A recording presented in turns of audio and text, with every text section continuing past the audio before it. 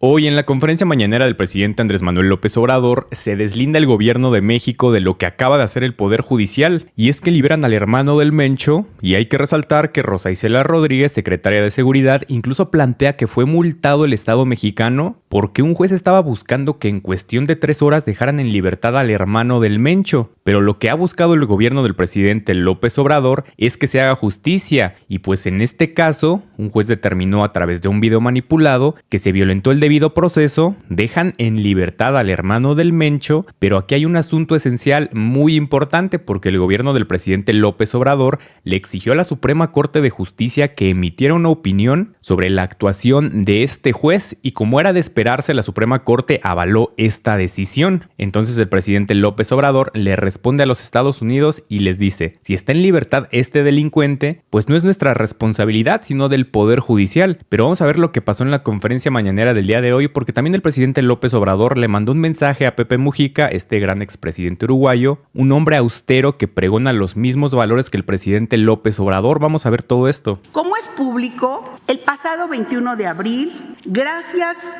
al trabajo coordinado de la Guardia Nacional y la Fiscalía General de la República, se llevó a cabo la detención de Abraham Oseguera Cervantes, quien, de acuerdo con información de las Fuerzas Armadas del Gobierno de México, ha sido señalado de participar en delitos vinculados al tráfico de estupefacientes y al tráfico de armas. Sorpresivamente, pese a que la Fiscalía aportó la carpeta de investigación, los elementos para solicitar la legalidad de la detención y la vinculación a proceso de esta persona, el juez de distrito especializado en el sistema penal acusatorio del Centro de Justicia Penal Federal del Estado de México, con residencia en Almoloya de Juárez, Rogelio León Díaz Villarreal, decretó no vincularlo a proceso, no mantenerlo en prisión y, en consecuencia, ordenó su inmediata liberación. Esta decisión, hay que decirlo, la tomó el juez a las 4:25 horas, domingo en la madrugada de este pasado 28 de abril. El juzgador no tomó en cuenta las pruebas aportadas por la Fiscalía, no las valoró adecuadamente, no dio tiempo suficiente a la representación social para conocer y desvirtuar las supuestas pruebas presentadas por la defensa del acusado. En cambio, admitió y dio validez plena a indicios de la defensa, videos editados y segmentados en los que se presume una manipulación. Por tratarse de un asunto de relevancia y de interés para el Estado mexicano y las instituciones de procuración e impartición de justicia, el día de ayer se solicitó a la Suprema Corte de Justicia su intervención a fin de que se revise el proceso y se ordenen las acciones necesarias para evitar que se sustrajera de la justicia. Ante ello, el máximo tribunal respondió por escrito al Gobierno de México justificando el actuar del juez. Paralelamente, se solicitó a las autoridades estadounidenses información, procesos o denuncias pendientes en contra de Oseguera Cervantes, con la finalidad de no ser omisos en la colaboración binacional en la lucha contra las drogas y el tráfico de armas. Como se ha dicho en este caso, es de los más importantes y delicados que enfrenta la justicia mexicana por la relevancia de la persona en la estructura criminal del Cártel Jalisco Nueva Generación. Se trata de un asunto de Estado que podría afectar gravemente el prestigio de las instituciones en México, como sucedió cuando se dejó en libertad a Rafael Caro Quintero en 2013 y de inmediato se tuvo que rectificar por parte de los jueces, pero ya se había fugado y fue detenido 9 años después, propiciando impunidad, permitiéndole retomar sus actividades delictivas y dañar con sus acciones a mexicanas y mexicanos que sufren de forma directa o indirecta los efectos del crimen organizado. Finalmente, el día de ayer, las autoridades estadounidenses dieron respuesta por escrito, sin confirmar algún proceso u orden pendiente en contra del detenido, por lo que fue puesto en libertad durante la noche en los términos ordenados por el juez. El Gobierno de México reconoce el trabajo de las fuerzas de seguridad y las Fuerzas Armadas, así como del personal de la Fiscalía General de la República, que cumplieron con su deber, buscaron aplicar la ley y sacar de la calle a quienes dañan a la sociedad. Postdata. Si se demoró en cumplir la orden del juez, fue porque consideramos que se debía hacer una revisión exhaustiva para cuidar a la población y el prestigio de las instituciones. Al final, aunque el juez había dado un ultimátum de 3 horas, se determinó no acatar de inmediato para proceder a copiar toda la información y proteger en todo momento la dignidad del Estado mexicano. Aunque esto último haya implicado el castigo de 2 multas de 25,000 pesos que procederemos a pagar, pues consideramos que era mejor esperar a ser víctima del escarnio de parte de gobiernos extranjeros. Seguiremos trabajando de manera coordinada. Es cuanto, señor presidente. Precisamente por su pregunta, le quiero decir que han sido 2 reporteros los que han preguntado aquí sobre el informe desplazados. Usted preguntó y a la misma semana se le dio el reporte sobre los desplazados de Michoacán. Se le entregó por parte del área de comunicación nuestra, pero no vimos que publicara nada, pero se lo volvemos a dar con mucho gusto. El otro informe se le dio al periódico La Jornada y ellos publicaron la nota en ese momento. Ahora, si como fue la instrucción del señor presidente, con mucho gusto y de inmediato, él nos instruyó de entregar toda la información que se tenga sobre el tema de desplazados. No se solicitó solamente para el tema de Michoacán, son varios estados los que mencionamos en esta ocasión y era a nivel nacional y que dijeron que se iba a hacer la presentación aquí, por eso tuvimos la insistencia. Nosotros nos fuimos con la primera vez que preguntó y lo vimos claro y si era Michoacán. No, de ninguna manera. Entonces, vamos a entregarle con mucho gusto y como fue la instrucción del señor presidente, el reporte completo. Aquí la presentación. Porque ya terminó mi turno. Tener todo eso. Adelante. Buenos días, señor presidente. Alberto Marroquín Espinosa, de JF Informa desde Cancún, frecuenciacat.com y desde el portal en Querétaro, esahora.am.com. Le dejé aquí unas fotografías, señor presidente, de un compañero periodista de Querétaro, Rafa Piña, porque su abuelo Guillermo participó en la escolta que acompañó al presidente Madero del Castillo a Palacio Nacional, en lo que fue la denominada Marcha de la Lealtad de 1903, un 9 de febrero. Aquí le dejé las fotos con Jesús y una carta de él que le extiende. Señor presidente, en su libro Gracias, comenta que en mis tiempos universitarios hubo en México varios movimientos para la justicia y la libertad, como la llamada tendencia democrática de los trabajadores electricistas contra el charrismo sindical, encabezadas por Rafael Galván. Y comentaba que participó como estudiante acudiendo a las marchas de protesta. Hoy vemos que con esta autoridad moral que usted tiene, llevó a cabo reformas para la libertad sindical y sobre este punto le quiero comentar que el Sindicato Independiente de Trabajadores Técnicos Profesionistas del Instituto Mexicano del Petróleo pide su apoyo para que el Instituto Mexicano del Petróleo exista en condiciones de igualdad laboral y no haya discriminación hacia ellos, porque hoy en día el director del Instituto Mexicano del Petróleo ya llevan más de un año de la toma de nota y no los ha querido recibir ni reconocerlo como un sindicato independiente que tiene la toma de nota. Incluso hay obstrucciones por parte del director general, del director también de administración, del propio sindicato mayoritario, Entonces ha sido una serie de irregularidades que ha pasado, incluso ya en su tiempo cuando estaba en la Secretaría del Trabajo Luisa María Alcalde, lo recibió, escuchó y ahí hubo una muy buena atención, incluso se le dio la instrucción al director que los recibiera, cosa que fue omisa para él. Y ellos han entrado en un tema legal con la Profedet, que les ha dado la razón, pero ojalá que piden su apoyo para que pueda, el doctor Pedro Salgado es el secretario independiente de Trabajadores, los pueda apoyar porque de verdad les hace una lucha suya hacia la libertad sindical, cosa que a veces no respetan algunas instituciones. Ojalá sí podría ser, por ahí se podría hacer algo, presidente. Sí, vamos a verlo. Mañana vamos a estar aquí en la mañana.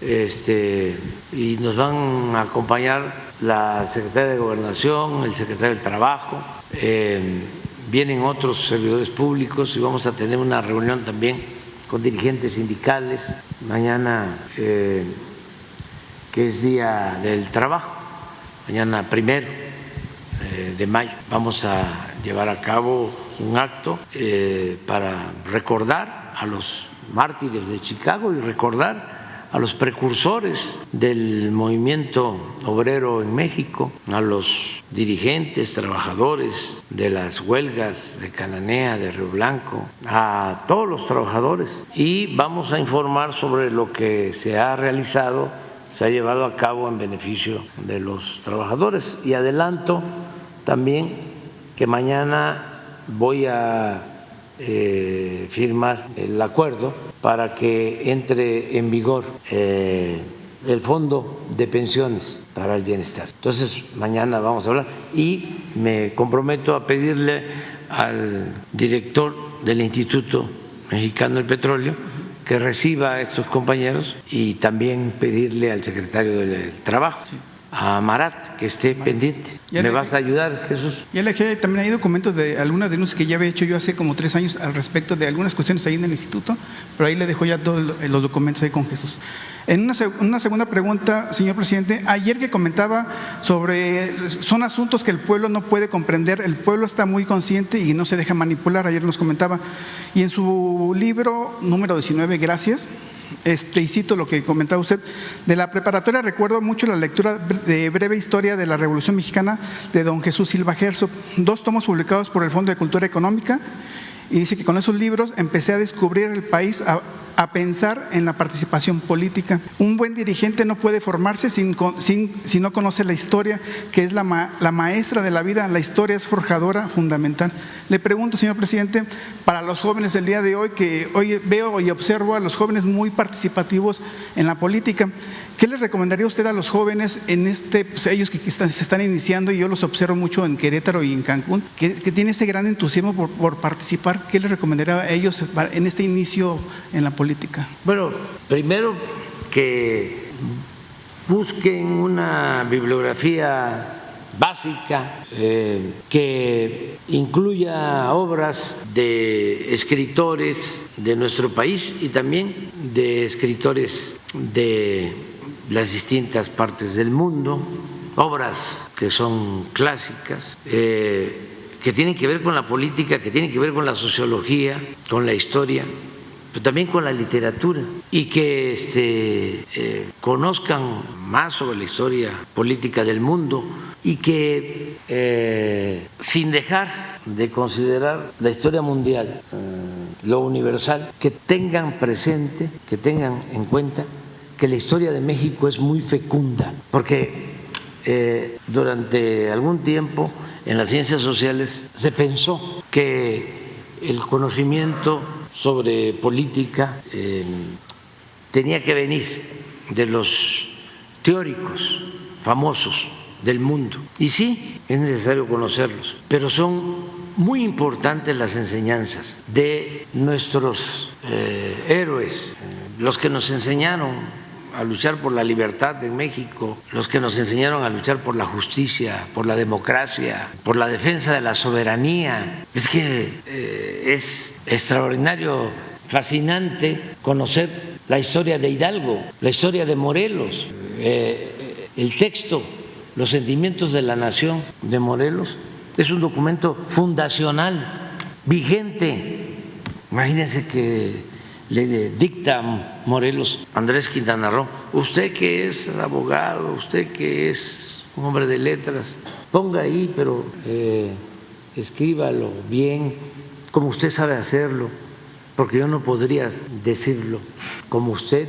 Ponga ahí que se modere la indigencia y la opulencia, pero ponga ahí que se eleve el salario del peón.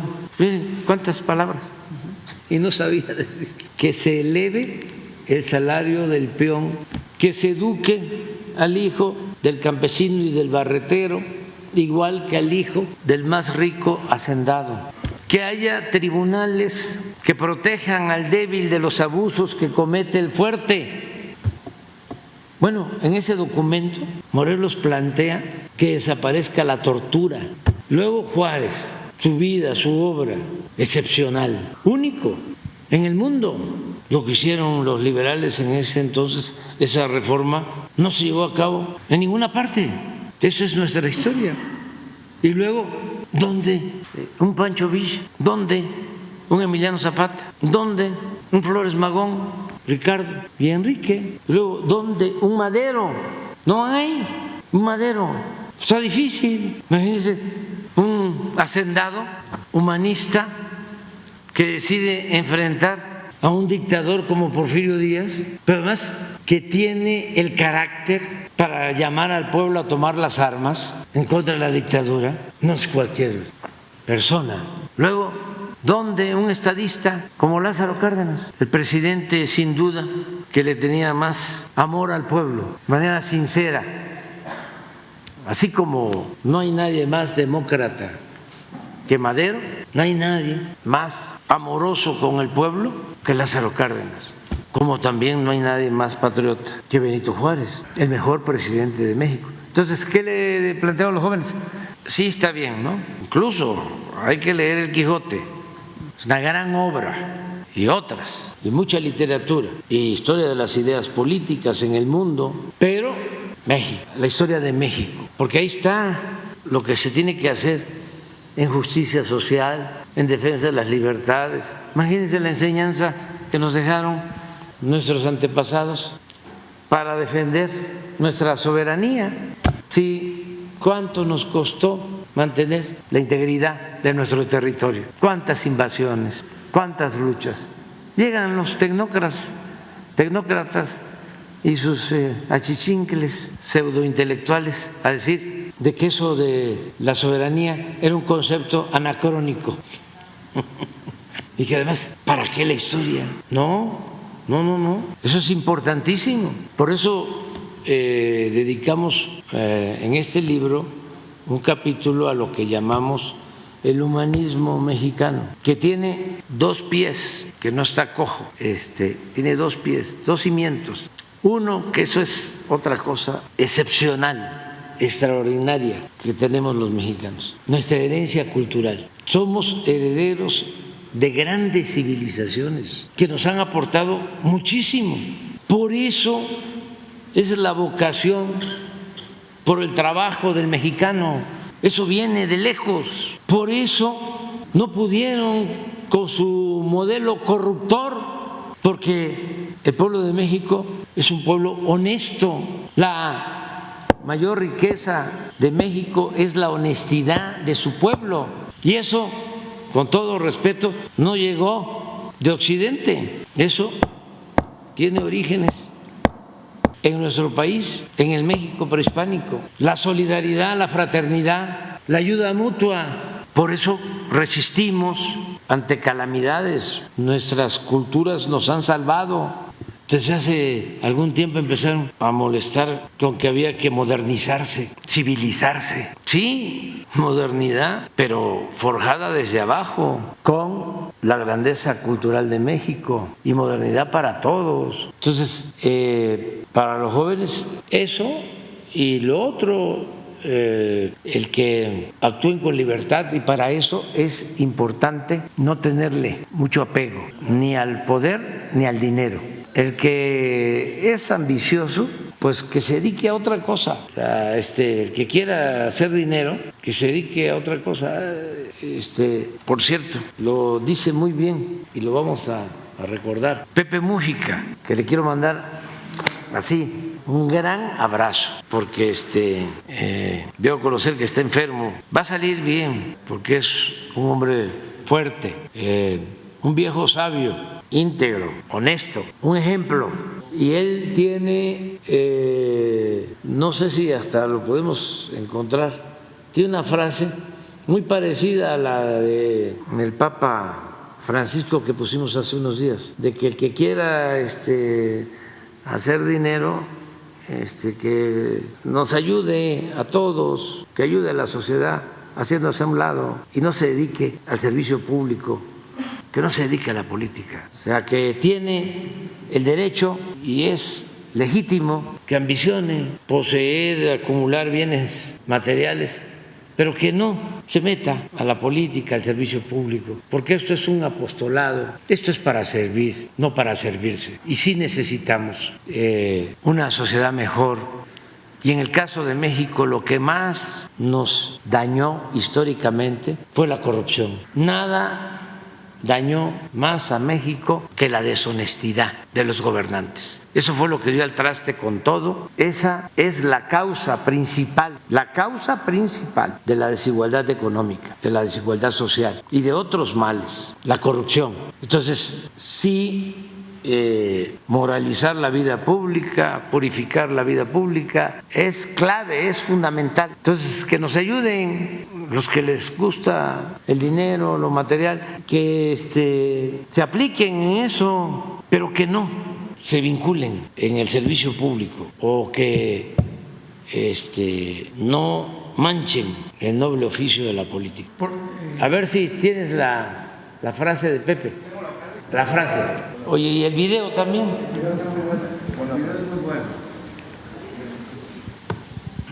Ya cuando se vaya terminando nuestro tiempo, le vamos a hacer un homenaje, un reconocimiento a ellos, ¿verdad? Ya en las últimas conferencias. Sí, porque no es poca cosa. Aquí no hay director de producción. Miren, hay gente que adora la plata y se mete en la política. Se adora tanto la plata que se meta en el comercio, en la industria, que haga lo que quiera. No es pecado, pero la política es para servir a la gente. Sí, en lo que está el video. Si no, lo dejamos. Mañana lo presentamos. A ver. La sobriedad para nosotros es una herramienta para tener libertad. Si tengo mucha atadura de carácter material, pierdo tiempo de mi vida atendiendo esas ataduras.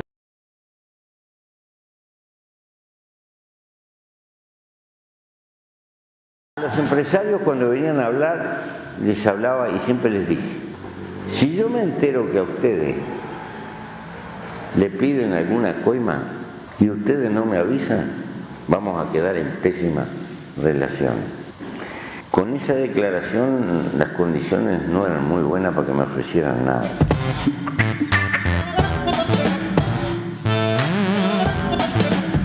Si te gusta mucho la plata, el tipo que le guste mucho la plata hay que correrlo de la política. ¿Quiere decir que al que le guste mucho la plata hay que castigarlo? No, que le guste mucho la plata hay que meterlo en el comercio, en la industria donde se multiplica la riqueza, en la aventura del riesgo empresarial, etcétera. ¿Está bien? Allí sí.